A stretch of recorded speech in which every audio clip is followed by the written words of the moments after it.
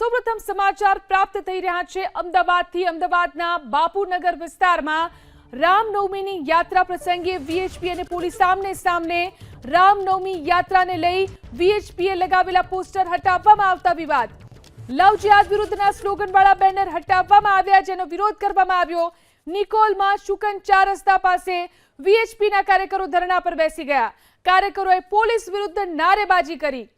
તો અમદાવાદના બાપુનગર વિસ્તારના દ્રશ્યો છે। રામનવમી યાત્રાને લઈ વીએચપીએ લગાવેલા પોસ્ટર હટાવવામાં આવ્યા, જેના કારણે અહીં વિરોધ જોવા મળ્યો। લવ જિહાદ વિરુદ્ધના સ્લોગનવાળા બેનર હટાવવામાં આવ્યા, જેનો વિરોધ જોવા મળ્યો। નિકોલમાં શુકન 4 રસ્તા પાસે વીએચપીના કાર્યકરો ધરણા પર બેસી ગયા। કાર્યકરોએ પોલીસ વિરુદ્ધ નારેબાજી કરી। આ વિશે વધુ જાણકારી મેળવી અમારા સંવાદદાતા ચેતન આપણી સાથે ફોન લાઈનથી જોડાયા છે। જી ચેતન, શું બન્યું હતું? પોલીસ અને વીએચપીના કાર્યકરો આમને સામને આવી ગયા?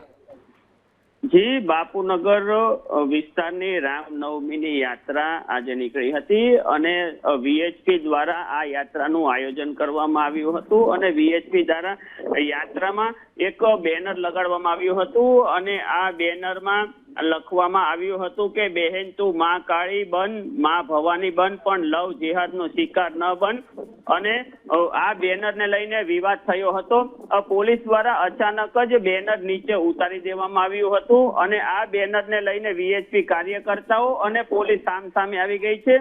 પોલીસ દ્વારા બેનર ઉતારી લેવામાં આવતા વીએચપી કાર્યકર્તાઓ દ્વારા ઉગ્ર વિરોધ કરવામાં આવ્યો છે અને નિકોલ વિસ્તારમાં આવેલા શુકન 4 રસ્તા પર મોટી સંખ્યામાં વીએચપી કાર્યકર્તાઓ બેસી ગયા છે અને તેઓ તંત્ર અને પોલીસ વિરુદ્ધ નારાબાજી કરી રહ્યા છે। વીએચપી કાર્યકર્તાઓનો સીધો આરોપ છે કે ગુજરાતમાં બહેન દીકરીઓ જે લવ જિહાદનો શિકાર બને છે તે લવ જિહાદનો શિકાર ન બને તે માટે લોક જાગૃતિ માટે આ બેનર લગાડવામાં જોડાયેલા રહેજો। ચેતન, આપ જોડાયેલા રહેજો। વીએચપી મંત્રી શશિકાંતભાઈ પટેલ આપણી સાથે ફોન લાઈનથી જોડાયા છે। શશિકાંતભાઈ, શેનો વિરોધ વીએચપીના કાર્યકરો કરી રહ્યા છે?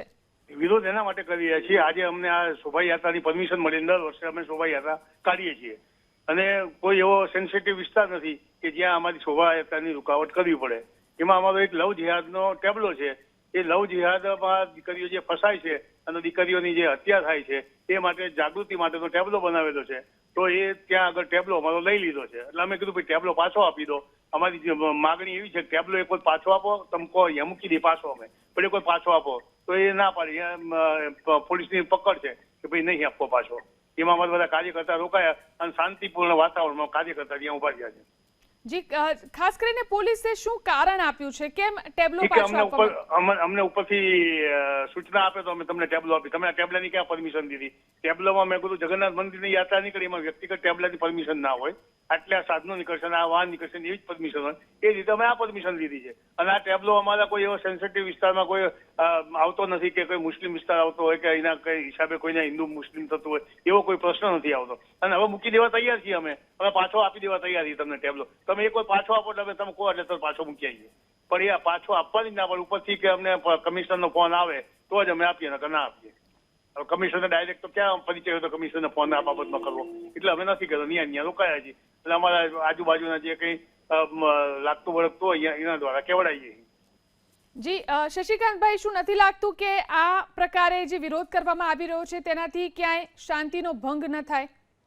આ જે વિરોધ છે એમાં બિલકુલ શોભાયાત્રા શાંતિથી જ નીકળી હતી, કમ્પ્લેટ સમયસર શાંતિથી નીકળી હતી અને આ શુકન 4 રસ્તા જેમને આ બધું કર્યું અહીંયાથી નીકળી જાય। અમારે નકારતા રથયાત્રા પૂરી થઈ જાય।